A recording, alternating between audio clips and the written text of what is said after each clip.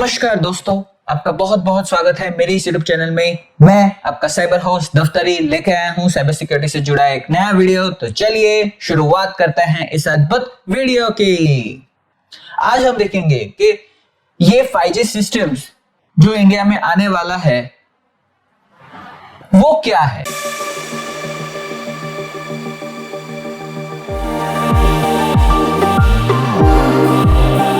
हमें जो सारे सवाल भेजे गए हैं वो सारे सवाल हमें विभिन्न माध्यमों से मिले हैं। तो चलिए दोस्तों, अब हम चलते हैं पहले सवाल की ओर, जो कि हमें पूछा गया है मिस्टर एसके के द्वारा। Dear sir, could you please explain. आज हम इस वीडियो में देखेंगे कि 5G इन इंडिया क्या है। तो चलिए दोस्तों, अब हम देखेंगे कि ये 5G सिस्टम्स के अंदर इतने डिफरेंसेस क्यों हैं। तो 5G सिस्टम को मैं दो कैटेगरी में डिवाइड करूंगा। पहला है सब 6 गीगाहर्ट्ज, जो 6 गीगाहर्ट्ज से थोड़ा नीचे 5G बैंड है, और दूसरा बैंड है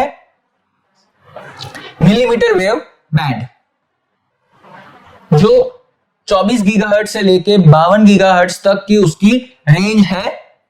और ये फ्रीक्वेंसी के अंदर आप जितनी ज्यादा फ्रीक्वेंसी होगी उतनी ज्यादा स्पीड मिलेगी, पर उतनी ही कम उसकी रेंज होगी। अब हम देखेंगे कि ये सब 6 5G बैंड और मिलीमीटर वेव 5G बैंड के बारे में। ये सब 6 5G बैंड एक ऐसा बैंड है जो फ्रीक्वेंसी कम है पर उसकी रेंज ज्यादा है, और वो किसी भी ऑब्जेक्ट के आर पार भी निकल सकती है। मतलब कि वो किसी भी ऑब्जेक्ट के ऊपर से निकल सकती है, उसे पेनिट्रेट कर सकती है।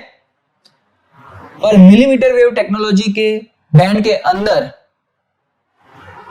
स्पीड ज्यादा है कंपेयर टू सब 6 5G बैंड, और ये बैंड जल्दी से पेनिट्रेट नहीं कर सकता, और ये बैंड की फ्रीक्वेंसी रेंज कम होने के कारण इसकी स्पीड ज्यादा है और रेंज कम है सब 6 5G बैंड के मुकाबले। अभी मैं आपको यूएस के अंदर स्पीड डिफरेंस दिखाऊंगा सब 6G 5G बैंड और मिलीमीटर वेव 5G बैंड के बारे में। ये कितनी स्पीड से डेटा का काम होता है। अभी आपने चार्ट में देखा कि ये कैसे हो रहा है। तो अभी आपके मन में सवाल आ रहा होगा कि भारत देश के अंदर कौन से 5G बैंड इस्तेमाल कर रहे हैं। अभी ही ऑक्शन खत्म हुआ है और इस ऑक्शन में तकरीबन 72 गीगाहर्ट्ज के बैंड स्पेक्ट्रम अलोकेशन किया है। भारत में अभी हम देखेंगे कि कौन से बैंड का अलोकेशन हुआ है। अभी आपको एक चार्ट दिख रहा होगा जिसमें फ्रीक्वेंसी रेंज, कौन सा बैंड है और कौन सी कंपनी ने इसे खरीदा है। उसमें पहले ऊपर के 3 हैं वो लो रीजन या आप कह सकते हैं टियर 3 सिटीज और विलेजेस के अंदर इस्तेमाल किए जाने वाले बैंड्स हैं, जिसकी फ्रीक्वेंसी रेंज ज्यादा है पर स्पीड बहुत कम है, और ये इसकी स्पीड 4G से स्लाइटली बेटर है।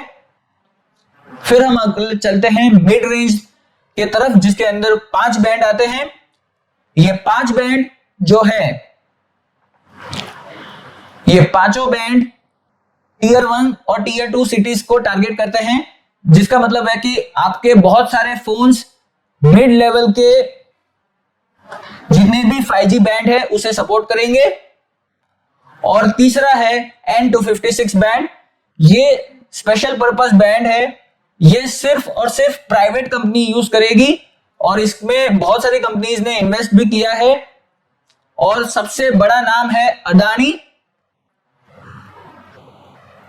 जी हां, अडानी ग्रुप अपने जितने भी हार्डवेयर इंफ्रास्ट्रक्चर है, जैसे पोर्ट्स, एयरपोर्ट्स वगैरह वगैरह जगह पे उसे इंस्टॉल करेगी। जो बैंड है इसमें MM वेव टेक्नोलॉजी का इस्तेमाल किया जाएगा, और बाकी जो 8 बैंड है वो 8 बैंड के अंदर सब 6 गीगाहर्ट्ज बैंड का इस्तेमाल किया जाएगा, क्योंकि MM वेव के अंदर स्पेशल हार्डवेयर की जरूरत होती है और सब 6 गीगाहर्ट्ज के अंदर स्पेशल हार्डवेयर की जरूरत नहीं होती है। ये जो मैंने पहले 8 आपको दिखाए, ये सभी बैंड्स का होना आपके फोन में अनिवार्य है, तभी आप 5G का इस्तेमाल कर सकते हैं, वरना आप नहीं कर पाएंगे।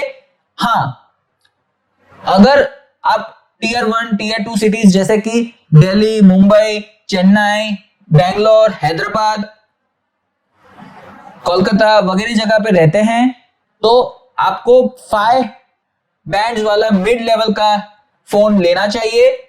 लेकिन अगर आप ट्रैवल कर रहे हैं या किसी गांव या टीयर 3 सिटीज के अंदर जा रहे हैं तो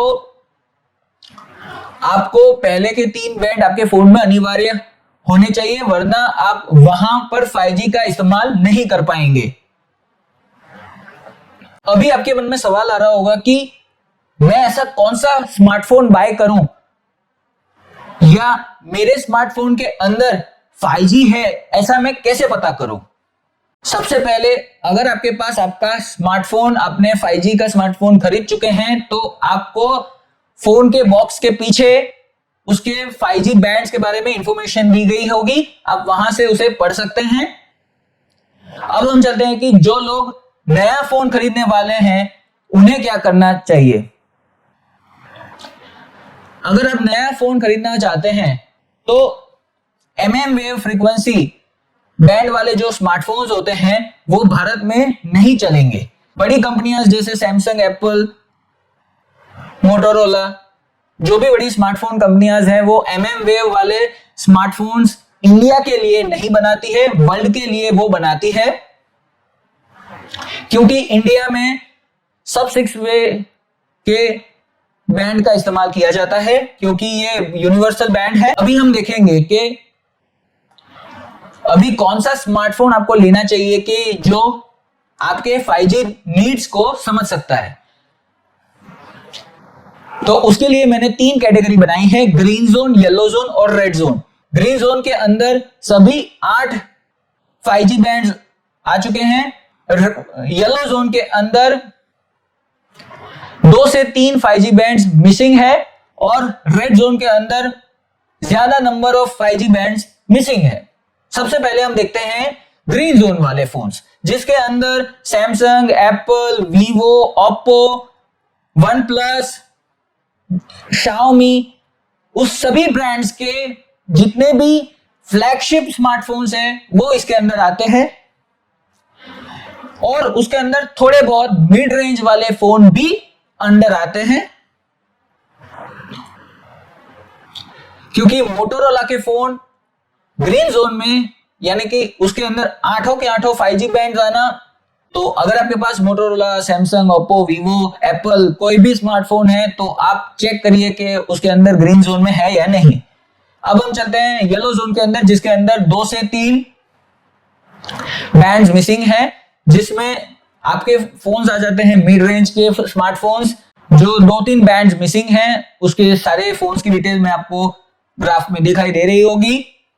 अभी हम चलते हैं रेड बैंड के तरफ, जहां पर 2-3 मिड रेंज के फोन बट सभी ज्यादातर लो बजट वाले फोन्स आते हैं और जिसके अंदर 5G के सिर्फ 1 या 2 बैंड्स होते हैं या 3 बैंड्स होते हैं, उससे ज्यादा बैंड्स नहीं होते हैं।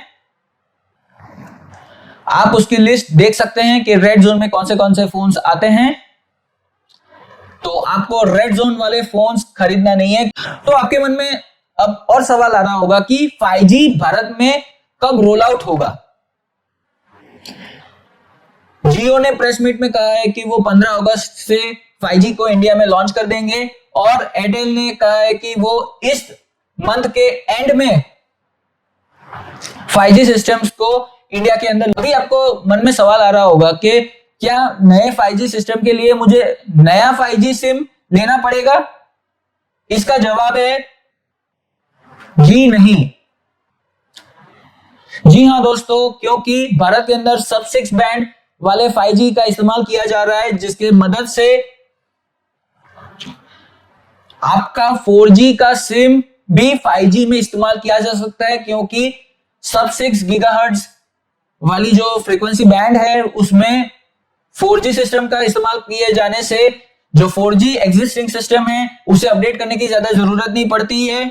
हम देखेंगे NSA और SA के बीच में डिफरेंस। NSA मतलब नॉन स्टैंड अलोन आर्किटेक्चर, जिसके अंदर 5G प्लस 4G का कॉम्बिनेशन होता है और भारत में ये सिस्टम आने की संभावना ज्यादा है। हम चलते हैं अगले तरफ की ओर, जो कि है स्टैंड अलोन आर्किटेक्चर सिस्टम, जिसके अंदर प्योरली 5G सिस्टम का इस्तेमाल किया जाता है, जिसके अंदर 5G and to end devices होते हैं और उसके अंदर खर्चा बहुत आता है, उसे इंप्लीमेंट करने में सालों लग जाते हैं।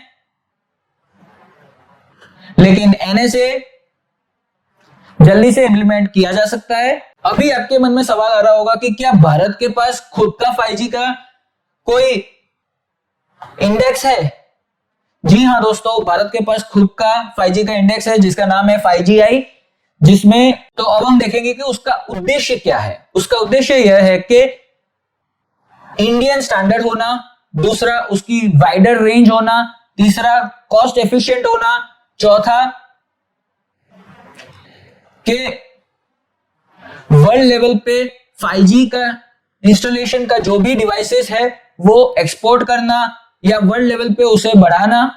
एक अच्छी बात यह है कि इंटरनेशनल टेलीकम्युनिकेशन यूनियन जो ITU, जो विश्व भर में सबको बैंड और टेलीफोन कम्युनिकेशन के लिए जो संस्था है वो सबको ऑथेंटिकेट करती है कि ये आपका कंट्री नंबर है और इसी पर आप बात कर सकते हैं वगैरह वगैरह। ITU ने 5GI को अप्रूव किया है, जो एक कमेंडेबल बात है भारत के लिए।